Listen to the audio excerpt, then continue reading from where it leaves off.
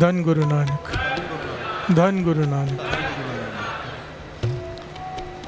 इस शब्द का भाव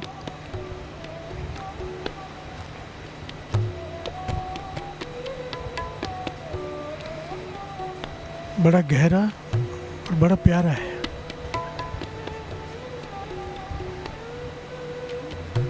मेरे गुरु नानक पातशाह कीरतपुर की पहाड़ियों के नीचे गांव में आके रुके। भाई मर्दाना जी साथ में। यहाँ पर इतिहास में लिखा भाई बालाजी साथ में नहीं है। फिर हर से बोलिए धन गुरु नानक, सारे बोलिए धन गुरु नानक। एक बड़ा ही गरीब परिवार जो पहाड़ियों पर बकरियां चराता है, बहुत ही गरीब परिवार। उन बकरियों का दूध बेचकर जो मिलता है उसी से गुजारा होता है। किसी वजह से वो भी नीचे आए हुए पहाड़ से उतरकर। उस परिवार में माता पिता और एक छोटी बच्ची है जिसकी उम्र बताई गई 12-13 साल। बिहार से बोलिए धन गुरु नानक। इतनी छोटी उम्र 12-13 साल की बच्ची। देखा कि गुरु नानक पातशाह प्रवचन कर रहे हैं, ये भी बैठ गए। बिहार से बोलिए धन गुरु नानक, धन गुरु नानक। पहली बार कीर्तन सुना गुरु नानक पातशाह का, प्रत्यक्ष दर्शन कर रहे हैं सामने। पहली बार प्रवचन सुने।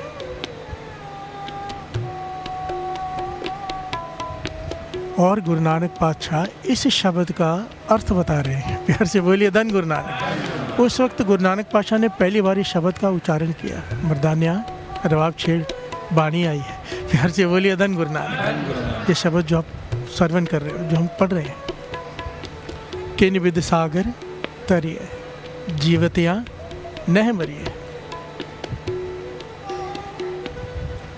इस संसार सागर से मैं कैसे पार पाऊँ, क्योंकि उस पार तू बैठा है निरंकार। इसे पार करूँगा तो तुझे पाऊँगा ना।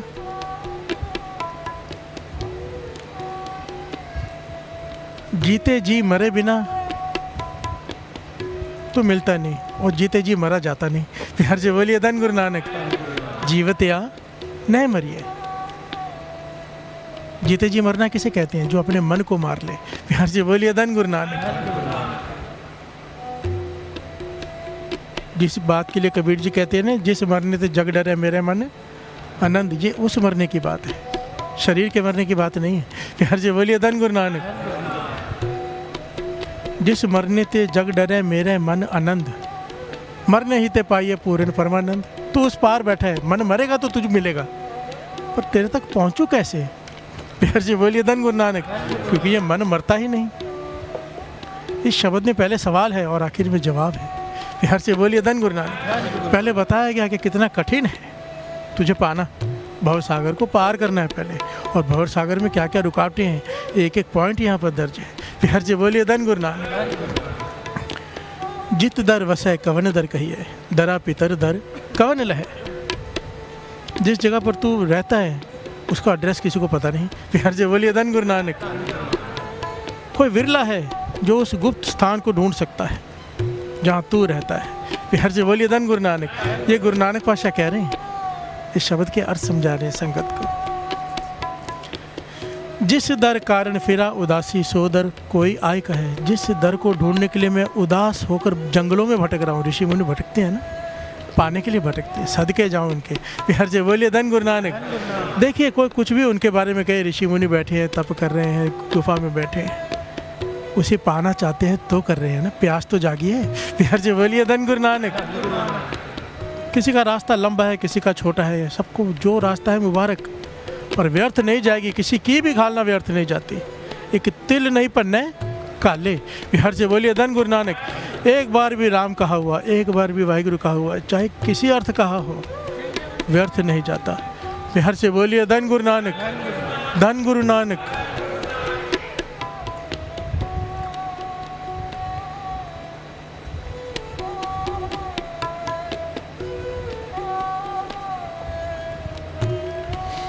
किन विद सागर तरिए जीवतिया नहीं मरिए। दुख दरवाजा रोह रखवाला आस अंदेशा दो पट जड़े। कितने प्यारे अर्थ हैं। जहाँ पर तू बैठा है बाहर दुख का दरवाजा है। प्यार से बोलिए धन गुरु नानक। दुखों को सहना पड़ेगा, दुख दरवाजा है। कितना मुश्किल है तुझे पाना। क्रोध बाहर रखवाला बन के बैठे दुख के दरवाजे के बाहर। भाव हम क्रोधी हैं, क्रोध आ जाता है। अपने क्रोध के कारण हम उस दरवाजे को भी पार नहीं कर पाते। प्यार से बोलिए धन गुरु नानक। वो रोक देता है कि मत जा। प्यार से बोलिए धन गुरु नानक। इच्छा और भरम ये दो ताले भी लगे हुए हैं। हमारी इच्छाएं खत्म नहीं होती, हमारे भरम खत्म नहीं होते। प्यार से बोलिए धन गुरु नानक। वहाँ पहुँचना इतना कठिन है कि दरवाजा है दुखों का, क्रोध पहरेदार है और ताले लगे हैं इच्छा और भरम के। प्यार से बोलिए धन गुरु नानक। इच्छा हमारी मरती नहीं, एक इच्छा खत्म होती दूसरी पहले जाग रही होती है। यहाँ बैठे बैठे कितनी इच्छा पैदा हो जाती है, ये हो जाए, ऐसे हो जाए, वो हो जाए। प्यार से बोलिए धन गुरु नानक। जब तक ये ताले लगे हैं इच्छा के, ये ताला है, इसे तोड़ना पड़ेगा, इच्छाएं खत्म करनी पड़ेंगी। प्यार से बोलिए धन गुरु नानक। दास हमेशा कहता है ना, क्योंकि बाबा नंद सिंह जी के बच्चे ठीक है, आए हैं, बच्चे हैं, बच्चों को चाहिए भाई अमृत लौटेंगे तो क्या मिलेगा। स्कूल में बच्चा जाता है, पूछता है कि मैं स्कूल जाऊँगा तो क्या मिलेगा, माँ कहती चॉकलेट देती हूँ। बच्चे हैं, ठीक है, पहली बार अमृत वाले आए हैं, क्या मिलेगा, बिजनेस बढ़ जाएगा, रोग ठीक हो जाएगा, ठीक है, मुबारक है, ये गलत नहीं है।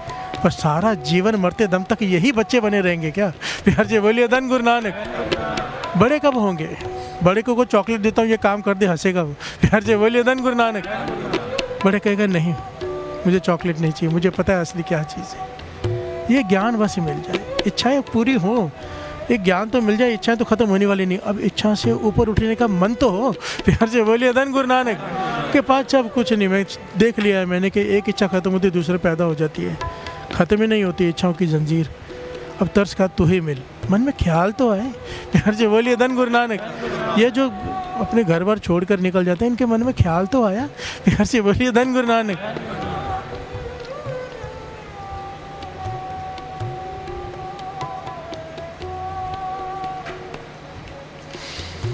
माया जल खाई पानी कर बादिया, सत कै आसन पुरख रहे। माया जल खाई, जिस घर में वो बैठा है दरवाज़ा तो है ही, जो देखा सारा समझा। अब आजू बाजू खाई भी है उसके आसपास। वो खाई में क्या है, माया जल खाई पानी कर बादिया, काम क्रोध लोभ मोह अहंकार का पानी भरा हुआ है उसमें। फिर जे बोलिए धन गुरु नानक। उस खाई में अब उसे पार करके वहाँ कैसे पहुँचे। ना हमारे कंट्रोल में काम वासना है, न क्रोध, न लोभ, न मोह, अहंकार से तो भरे पड़े हैं हम। प्यार से बोलिए धन गुरु नानक। इन सबको पार कैसे करें, गुरु नानक पातशाह सवाल पूछ रहे हैं। प्यार से बोलिए धन गुरु नानक। और ज्ञान दे रहे हैं संगत को कि कैसे पार करना है। किंते नामा अंत न पाया तुम सर नहीं अवर हरे। चाहे कितने भी तेरे नाम जप लो, जितने भी तेरे नाम है, राम है, कृष्ण है, वाहिगुरु है, अल्लाह है, पर तेरे सारे नामों में भी तेरे सारे गुण नहीं आ सकते। प्यार से बोलिए धन गुरु नानक। तेरे गुण भी अंत हैं, तेरे नाम भी अंत हैं, पर तेरे गुण उन नामों से भी आगे हैं। प्यार से बोलिए धन गुरु नानक। कभी किसी ने विचार किया है, कभी भी राउंड फिगर होती है हर चीज़ की, 100 200 ऐसे होता है ना, वही फिट बैठता है। जाप साहब जी की बानी पढ़ते हो तो कितनी है, आखिर कहाँ ख़त्म होता है, एक छोड़कर। प्यार से बोलिए धन गुरु नानक। महापुरुष कितनी गहरी बात की वचन किया करते थे। कहते थे 200 भी कर सकते थे, 200 नहीं किए, छोड़ दिया। कि मैंने जितने भी, गुरु गोविंद सिंह जी महाराज ने इशारा कर दिया कि मैंने जितने भी तेरे उस्ताद की तेरे नाम लिए हैं, पर तेरा जो नाम है असली वो तो परे ही है। प्यार से बोलिए धन गुरु नानक। पार नहीं पाया जा सकता, चाहे कितने भी कोई गुण गा ले, नाम रख ले तेरा नाम तू ही जाने। प्यार से बोलिए धन गुरु नानक। सत्य नाम तेरा परा पुरबला। ये गुरु नानक पातशाह ने कहा है कि उसका असली नाम सत्य नाम है, परा पुरबला। जब से सृष्टि बनी है पहली आवाज़ निकली है ओम, जिसे एक ओंकार कहते हैं, तो पहला नाम जो धरा उसका वो सत्य नाम है, सच्चा नाम है। प्यार से बोलिए धन गुरु नानक। धन गुरु नानक जी का खालसा, वाहिगुरु जी की फतेह। साखी श्री गुरु नानक देव जी के अवतार घराने की। श्री गुरु नानक देव जी की जन्म पत्रिका लिखने की विधि गुरु अंगद देव जी के दीवान में भाई बुड्ढा जी आदि से लेकर बहुत से श्रद्धालु सिख उपस्थित थे। तब भाई पेंडा मोखा लिखने लगा। विक्रमी संवत 1526 कार्तिक मास की पूर्णमासी के दिन श्री गुरु नानक देव जी महाराज का जन्म हुआ। उस समय आधी रात्रि से एक घड़ी ऊपर थी। नक्षत्र अनुराधा थी। मुहूर्त अत्यंत शुभ था। राय बोए की तलवंडी में, माता तृप्ता के गर्भ में, श्री कालू बेदी के गृह में गुरु प्रकट हुए। कालू जी ने पुत्र जन्म सुनकर अपने घर पुरोहित, जिसका नाम पंडित हरदयालु था, उसके घर जाकर नमस्कार करके कहा कि पंडित जी, आपकी कृपा से मेरे गृह विखे पुत्र उत्पन्न हुआ है। आप मेरे गृह चलकर बालक की जन्म पत्रिका लिखें। पंडित जी ने कहा, मैं पूजा पाठ करके आपके घर आता हूँ, आप चलें। कालू जी अपने घर में पधारे। 2 घंटे दिन चढ़ने के पश्चात पंडित हरदयालु जी कालू के घर पधारे। कालू जी ने पंडित जी का उचित सत्कार किया और अत्यंत सुंदर आसन पर बैठाया। पंडित जी ने कहा, हे कालू, आप कागज केसर वगैरह ले आओ। तब कालू जी कागज केसर चावल गुड़ आदि थाली में धर ले आए। पंडित जी ने कहा, हे कालू, ये बताओ, बालक जन्म के समय क्या कुछ शब्द किया या कौन सा समय था?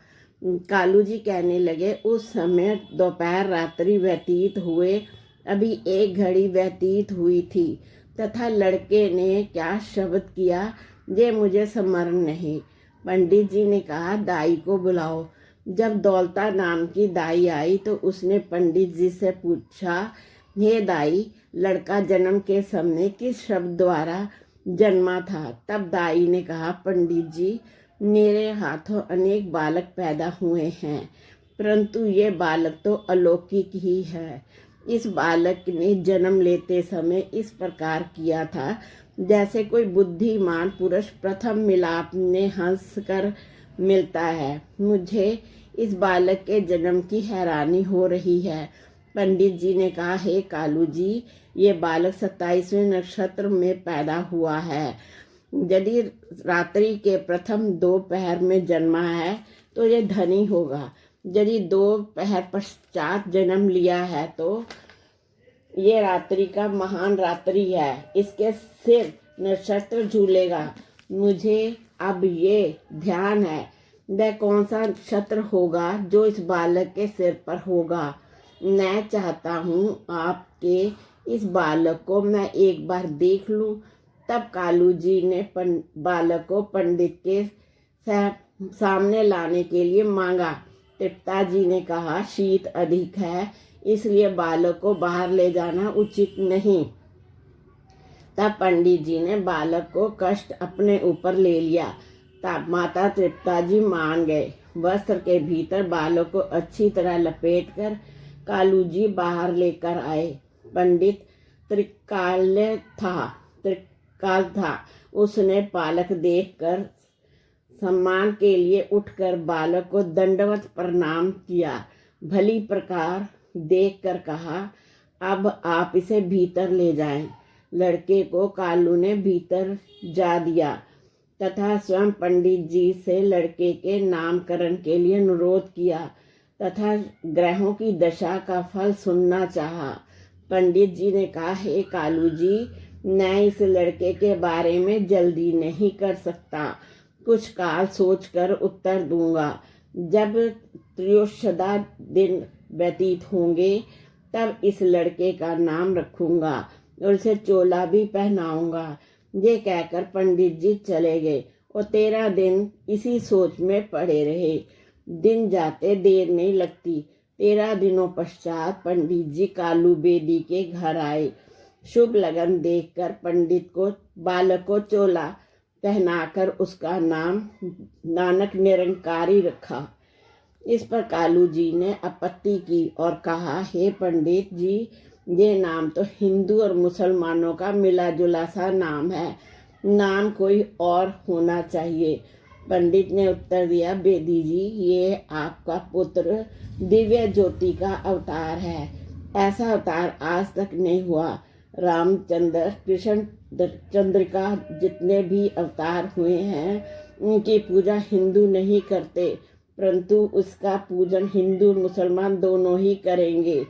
इसका प्रताप सूर्य की भांति चमकेगा। जन स्थल तथा सब इसकी स्तुति में भर जाएंगे।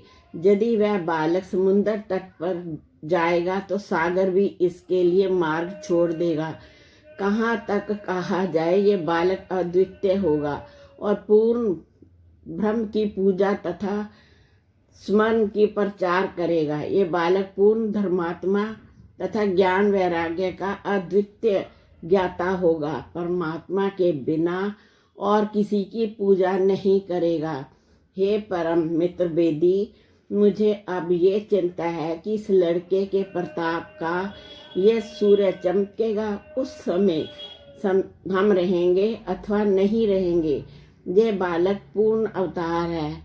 नवनाथ उस 84 सिद्ध और 52 वीर, 64 जोगनिये, भूत प्रेत, देवता दानव, देविये, ऋषि मुनि तथा पीर पैगंबर सब इसकी आज्ञा शिरोधार्य करेंगे। बालक साधारण बालक नहीं, वह जगत निर्माता स्वयं अवतार धार कर संसार का कल्याण करने के लिए प्रकट हुआ है। इस प्रकार कहकर पंडित जी अपने घर को चले गए। इधर कालू जी अत्यंत प्रसन्न हुए। घर में किसी की त्रुटि नहीं थी। बालक के जन्म की प्रसन्नता में वस्त्र, अन्न, स्वर्ण और गाय आदि अनेक प्रकार के दान दिए गए। अनेक नर नारी कालू जी और तृप्ता जी को बधाई देने आने लगे। सबका उचित सम्मान किया गया। गुरु जी ने बालकों के साथ खेलना शुरू किया। अनंत मंगल के दिन शीघ्र ही व्यतीत हो गए। अब श्री गुरु नानक देव जी महाराज 5 वर्ष की आयु को प्राप्त हो गए। भाई बालाजी कहने लगे, जब नानक 5 वर्ष के हुए तो वयस्क बालकों के साथ खेलने लगे। होनहार विद्वान के होठ चिकने पात। इस युक्ति के अनुसार नानक देव जी जो वस्तु घर ले जाते थे वह सब निर्धनों को बांट देते थे। उनके हृदय में दया और करुणा के सागर की लहरें मारता था। उस दिन किसी बहुमूल्य वस्तु को नानक घर ले आए और वह एक अपाहिज निर्धन को दे आए। इस पर कालू जी कुछ क्रुद्ध हो गए।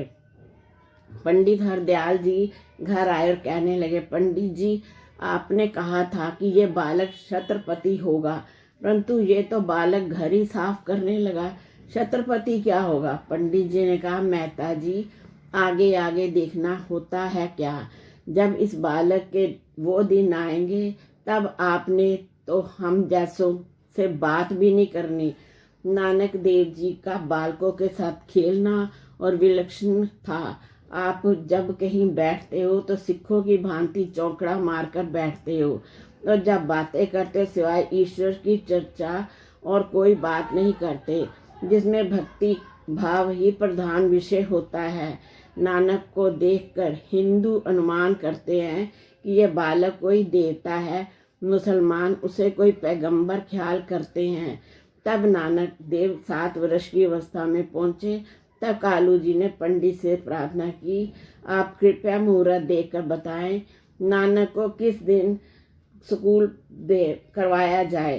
पांधा जी ने पत्री देखकर कहा कि मेहता जी, आज का दिन उत्तम है, क्योंकि आज मार्गशीर्ष का मास है और तिथि 5वीं है। वार की बृहस्पति उत्तम है, क्योंकि शास्त्र ने कहा है कि विद्या गुरु अर्थात विद्या आरंभ करने के लिए गुरुवार उत्तम होता है। इस तरह रोहिणी नक्षत्र भी उत्तम है। ये सुनकर बेदी जी अपने घर आ गए। वाहिगुरु जी का खालसा, वाहिगुरु जी की फतेह।